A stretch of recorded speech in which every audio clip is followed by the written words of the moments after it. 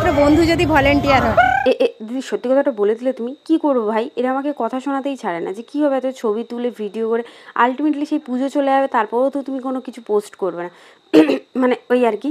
But আমার দেখা সেরা দুর্গা প্রতিমার ভিডিওটা যেটা করেছি সেটা যদি নাই ছাড়ি সত্যি আমার পাপ লাগবে। তারপরে এনার বললো সব পাপ পুণ্য বাদ দাও, তুমি আমাদের সাথে ফুচকার কম্পিটিশন করো, দেখবেন তোমার সপ্তমী সর্টেড। আমি বললাম তাই নাকি, তাহলে আরেকটা দাও। এরপর সপ্তমীর সন্ধ্যেতে সুরের খোঁজে আমার বোন আমাদের নিয়ে চলে গেল তার প্রিয় মানুষদের সুরের মঞ্চে।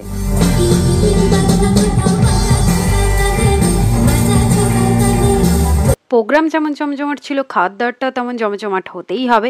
এই সব শেষ করে সেই যে মা আসার এক সন্ধে আরতির অনুভূতি, চলো আরেকবার নেওয়া যাক।